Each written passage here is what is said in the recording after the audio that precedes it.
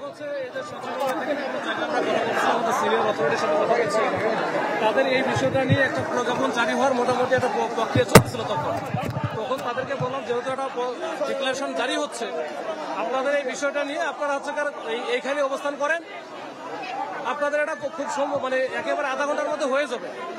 এটা তাদের যে নেতৃত্ব যারা ছিল তারা কিন্তু এটা শুনলো, শোনার পর বল ঠিক আছে আমরা 3টা পর্যন্ত ওয়েট করবো। কিন্তু হুট করে কথা বলতে বলতে দেখি যে একটা পক্ষ ইন্টারকন্টিনেন্টালের দিকে যেটা যমুনার দিকে এখানে দ্রুত ঢুকে যায় এবং তারা যমুনার কাছাকাছি চলে যায়, মানে এটার ব্লকেট ভেঙে টেঙে এখানে আমাদের যা আছে ভিতরে ঢুকে যায়, একেবারে মাননীয় প্রধান উপদেষ্টা বাসভবন অব্দি চলে যায়। এরপরে আমরা ওখানে বাধা দিই, ওখান থেকে আমরা আস্তে আস্তে ডিসকাস করা শুরু করি।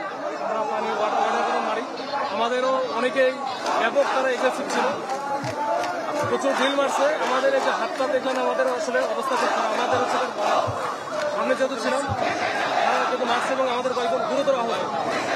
এখন তারপরেও তারা হচ্ছে এখানে এই অবস্থা আছে, এটা কিন্তু একটা সেটেল ইস্যু ছিল। সচিবালয় থেকে এখানে মাননীয় উপদেষ্টা 3 জন উপদেষ্টা এটা নিয়ে কনসার্ন আছে, তারা এটা কাজ করতেছে এবং ওইটা ডিসি স্যার ডক্টর মহোদয় সবার সাথে কথা বলে তারা কিন্তু একটা ডিক্লারেশন দিচ্ছে যে একটা বিশেষজ্ঞ প্যানেল বা কমিটি করে এটা সমাধান করবে। কিন্তু তারপরেও তারা এই কাজটা করলো, যৌন অভিমুখে চলে গেল। এই জন্য আমাদের ডিসকাস করা হয়েছে। এখন তোর অবস্থানটা কি? এখন তো ওনারা সড়ক বন্ধ করে আছে,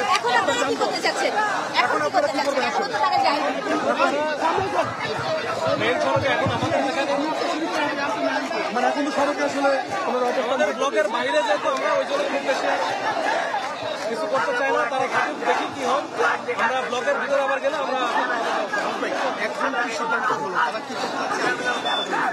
না এই এখানে অবস্থান করবে আমি জানি না।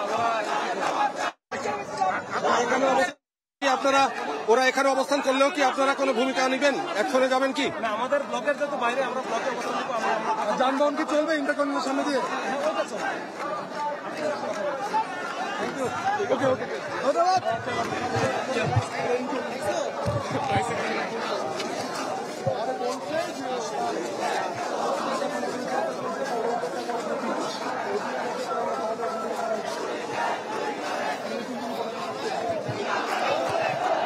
শুনছিলেন রমনাজনের ডিসি তিনি কথা বলছিলেন এবং তিনি বলছিলেন যে শিক্ষার্থীদের সঙ্গে আলোচনার মাধ্যমে সমাধান চলছে এবং ইতিমধ্যে সরকারের 3 জন উপদেষ্টা এটি নিয়ে কাজ করছেন কিভাবে সমাধান করা যায়। এবং শিক্ষার্থীরা যেহেতু এই রাস্তায় অবস্থান নিয়েছে সুতরাং এখান থেকে সরিয়ে দিয়ে যান চলাচল স্বাভাবিক করাটা এখন গুরুত্বপূর্ণ। দেখতে পাচ্ছেন শিক্ষার্থীরা রাজপথে অবস্থান নিয়ে তারা স্লোগান দিচ্ছে, কি বলছে আমরা একটু শোনার চেষ্টা করি।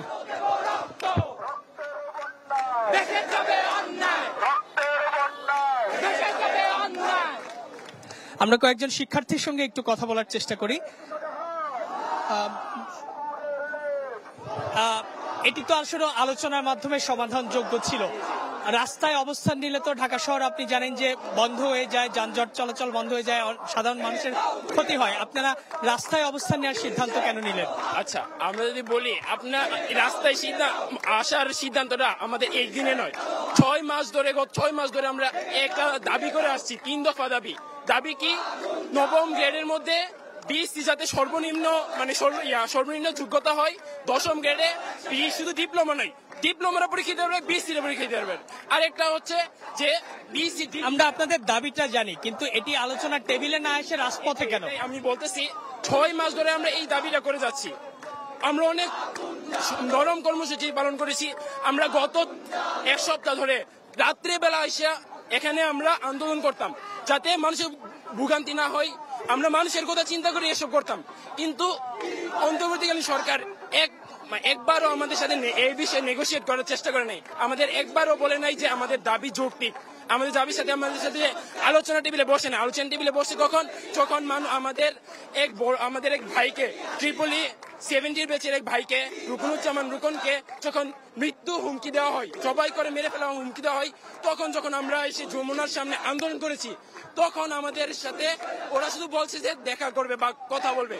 এরপরের দিন যখন আসে তখন সারাদিন মন্ত্রণালয়ের মধ্যে আমাদের আমাদের প্রতিনিধিরা ঘোরাঘুরি করেছে, কিন্তু উপদেষ্টাদের দেখাই পাই নাই। তো আমাদের হাতে আর কি অপশন ছিল যদি রাস্তায় নেমে না আসার? আমরা চেষ্টা করেছি মানুষের যাতে কোনো ভোগান্তি না হয়, কিন্তু এই সরকার কখনোই সেটা চায় না, যে মানে মানুষের জনভোগান্তি না হলে, ভোগান্তি না হলে ওরা কখনোই নেগোশিয়েট করতে চায় না। সো আমাদের এই পথ অবলম্বন করতে হয়েছে।